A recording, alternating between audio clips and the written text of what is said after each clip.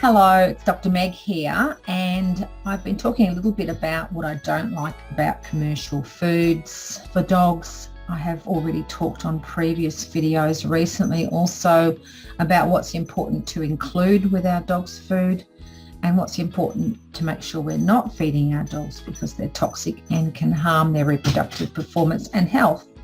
So today I'm going to talk about what I do recommend you feed your dogs and a natural dog diet for breeding dogs. Now the diet I'm going to talk about is very high in the very minerals and fats and vitamins that breeding dogs need, and all the amounts that I talk about, if I do mention amounts, are going to be for a 10 kilo dog, or that's pretty much equivalent to about 20 pounds of body weight dog. So let's get into it. Now the recommendations that I'm going to give you here have been keeping my dogs healthy for decades, and it's also what I tell my owners to feed their dogs and recommend to them. It's quite different from what most vets are going to say to owners and yourself too, probably, that you have to feed commercial. What I don't understand though is that, I've got 4 children, and how come a doctor never said you have to feed commercial processed food to your child to make sure it grows up healthy? That doesn't happen. What do they say instead? They say feed a variety of whole foods, don't they? So that's what we're going to talk about today. What whole foods can we feed our dogs for a healthy life and good reproductive performance? The basis, the foundation of the diet is based on trying to feed as natural a diet as we possibly can. We know that dogs were only 12,000 years ago, they were actually wolves, and were gradually domesticated into all the different breeds we see today. But, it's not that long ago. That's a blink in the eye in evolutionary terms. 12,000 years is nothing. So we really should be feeding them what millions of years of evolution have prepared them to eat and thrive on, which is natural food. What is natural food? It's a whole animal. It includes the fur, the bones, the ears, the cartilages, the hooves, the gut, all the organs. It's one thing to understand is that when a dog eats a whole animal, the vegetables it's getting is actually in the form of undigested food and digested food in the animal's gut, basically poo, right?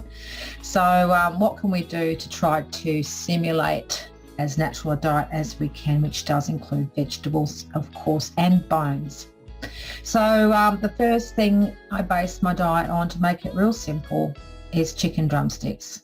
So half the diet should be chicken drumsticks, and have them whole with the bone in it. And we're talking about food grade, human quality, fresh chicken drumsticks. Very unlikely to give your dog any problems with bacterial contamination.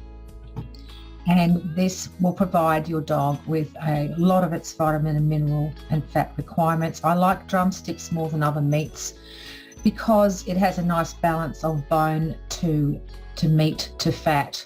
Now, never feed raw bones on their own because they need that meat and that fat present to lubricate the bone through the gut. If you just feed bones, then you can end up with an impaction made up of bones that all collect up in the gut, because there's nothing to sort of slide them through. So don't just feed bones, and make sure all the bones you ever feed are always raw and naturally shaped, not artificially shaped like lamb chop bones, for example, right?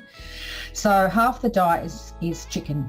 The other half of the diet is no chicken whatsoever. And this is a problem that we see in dogs, is when they have, for example, commercial food or home cooked food that rely on just one kind of meat, then those dogs are actually going to be set up for food allergies later on, because relying on one kind of meat protein is a recipe for allergies developing. So this is why we've got to be very careful not to give any chicken whatsoever for the other roughly half of the diet.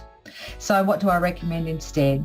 Well, we can start with 1 meal a week of whole sardines. There we go. So I buy the frozen sardines and I defrost them for my dogs, and each 10 kilo, 20 pound dog gets about 3 or 4 sardines.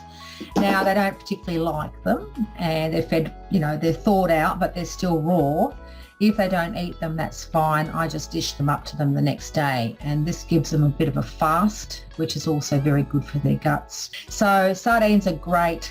They do provide some very essential nutrients that you won't get anywhere else in the diet. So sardines are the way to get B12 and vitamin D.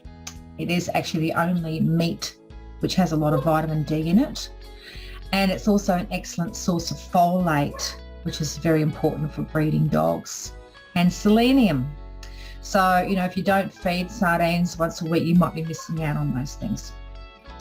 The other thing that I feed once a fortnight is lamb liver, or lamb's fry, you might know it as.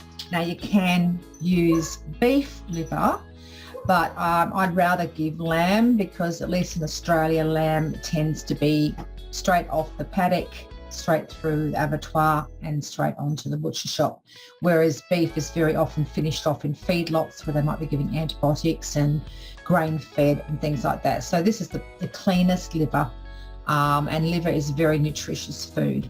So once a fortnight, a meal of liver. So 140 grams once a fortnight. Don't overfeed liver, because if you do, you're going to be overdosing with vitamin A, and in high doses, like super high doses, vitamin A is quite toxic.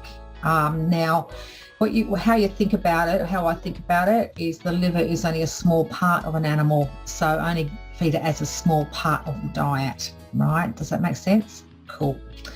Okay, so for the rest of the time, I like to give red meat and mix it up. So sometimes beef, sometimes deer, or in Australia we use kangaroo. They're very similar, very lean. You can use other red meats, horse meat, goat meat, beef, whatever, okay? So red meat and vegetables. It's important they get the vegetables as well. So they need green vegetables and they need orange vegetables. So, mix that up as well. Sometimes for your orange vegetables, you can use pumpkin, next time use carrot, next time use sweet potato. Same with your green vegetables. Sometimes it can be spinach or kale, next time cabbage, next time silver beet. So just mix it up and use different ones each time, and you get a nice balance of nutrients going into your dogs. Now, the way I feed that is I will actually steam the vegetables, and then you can mix it in when they cool off into raw meat. Now, sometimes you can buy them made up already. The vegetables are raw. I prefer not to feed raw vegetables because they have anti-nutrients in them. And as we recall, the vegetables that a dog will eat in the wild are already digested. They've been fermented in the gut of an animal, right? And then the anti-nutrients would have been broken down by the digestion.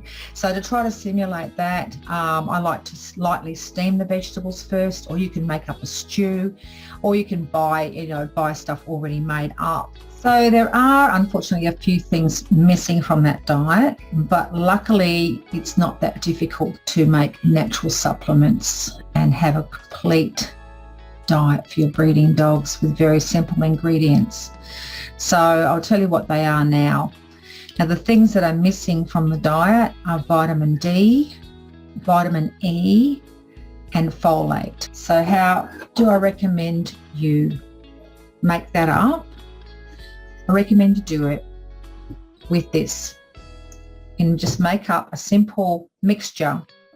For the vitamin E, the richest source is sunflower oil, which is very easy to come by, inexpensive, and very, very rich in vitamin E.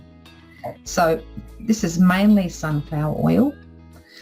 And then the other things I've added to it for the other important nutrients, I've added a little wee touch of cod liver oil, which we need for the vitamin D, just to boost the vitamin D up a little bit. As you recall, the sardines is a good source of that, but dogs don't like eating loads of that. So to balance it out, add a bit more vitamin D through cod liver oil, but just a smidgen, because we don't want to overdo vitamin D, because vitamin D can be really toxic in high doses.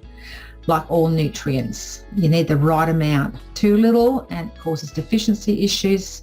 Too much and it causes toxicities.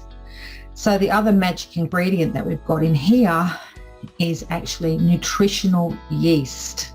So you'll have to, when you make this up yourself, you're going to have to mix it up before use because the nutritional yeast will sink to the bottom. Now, why do we need the nutritional yeast in there? We need it to boost the folate. The folate is really important for reproduction, and nutritional yeast is the easiest way to get it. Don't just use any old yeast. It has to be nutritional yeast. Nutritional yeast has had folate added to it. That's why it's called nutritional yeast. I'll give you the doses of this and how to make this up, what proportions, in the article associated with this video. I know the diet that I've given you is going to keep your dogs healthy and long-lived and producing lots of puppies for you. So bye for now.